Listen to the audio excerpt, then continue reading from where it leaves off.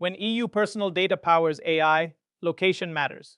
In this module, we'll connect GDPR transfer rules to real architecture, cloud regions, vendors, AI APIs, support access, and evidence auditors can verify. The goal is practical control, not legal theory. You've already built the core map: AI systems, data flows, risks, HIPAA safeguards, and GDPR rights and DPIAs. Now we turn that map outward. We'll look at where AI data is hosted, accessed, logged, and transferred, and what controls prove those transfers are lawful. Under GDPR, a transfer is broader than copying a database overseas. It can happen whenever EU personal data is sent to, accessed from, or processed in a third country. AI systems expand those pathways through training data, inference calls, telemetry, logs, embeddings, support access, and subprocessors. Each path needs a valid mechanism, such as adequacy, SCCs, or BCRs, and the paperwork must match the actual technical architecture.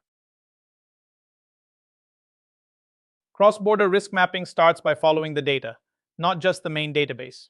EU personal data can leave through storage, backups, replication, or disaster recovery. AI services add prompts, embeddings, fine-tuning files, outputs, and evaluation sets. Operational traces such as telemetry, logs, analytics, and error reports may also contain identifiers. Vendors and support teams add another layer through remote access, tickets, attachments, and diagnostic exports. Each pathway needs controls and a lawful transfer mechanism. Data residency and transfer compliance answer different questions.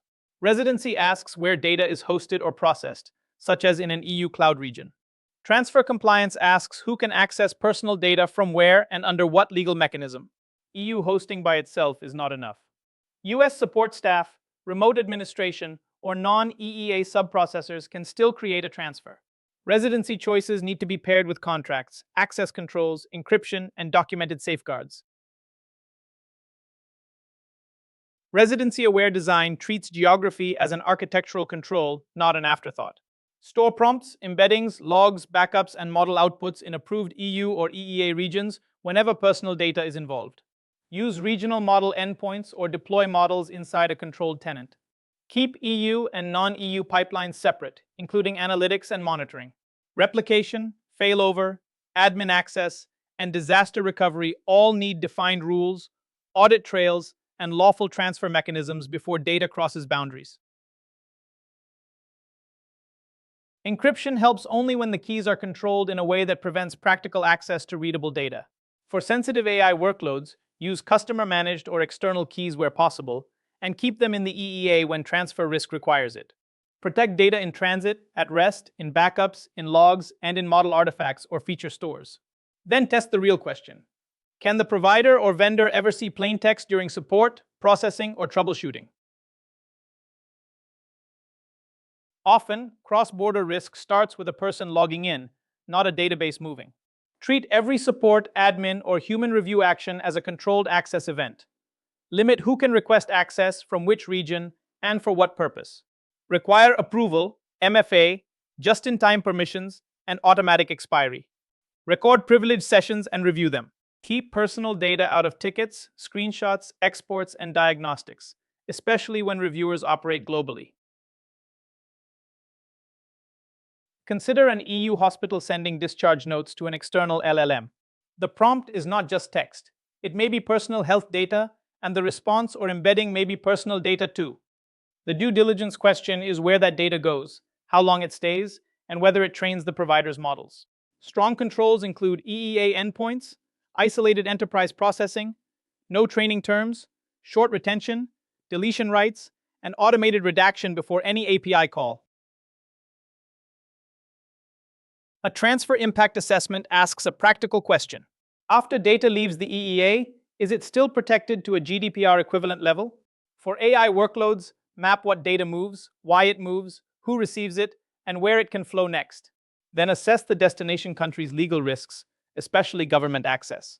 Finally, test whether safeguards such as SCCs, encryption, pseudonymization, access controls, and vendor commitments reduce the risk enough to approve deployment, or whether remediation is required. Vendor governance is where transfer compliance becomes practical.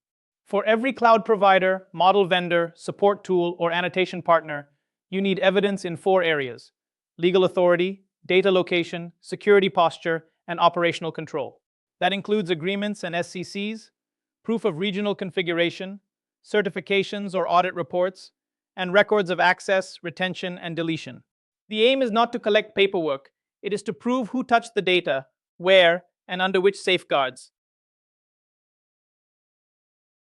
Regional compliance in the cloud is not just choosing an EU region at setup. Guardrails need to enforce where every service can run, including compute, storage, analytics, logs, backups, keys, and AI services. Infrastructure as code makes the approved pattern repeatable. Policies can block accidental deployments, cross-region replication, and telemetry exports. Monitoring then catches drift, so any resource created outside the approved region triggers an alert before data residency is compromised. Transfer compliance has to become an operating rhythm. Monitor where data leaves, which APIs receive it, where cloud resources run, and when administrators or support teams access systems. Preserve the artifacts: export logs, training dataset records, inference logs, backup restore events, configuration reports, and vendor attestations.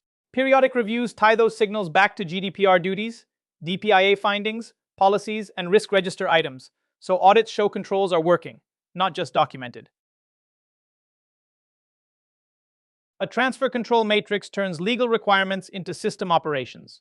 Each transfer path should show why the data moves, what data is involved, who processes it, where it goes, and which Chapter 5 mechanism applies.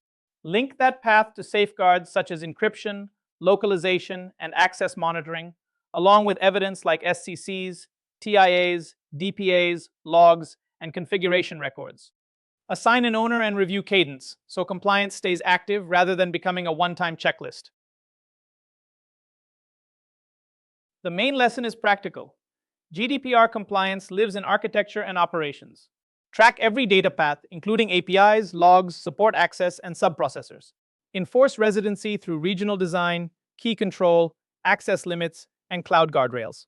Then prove it with vendor evidence, monitoring, and audit-ready records as we move into NIST CSF governance.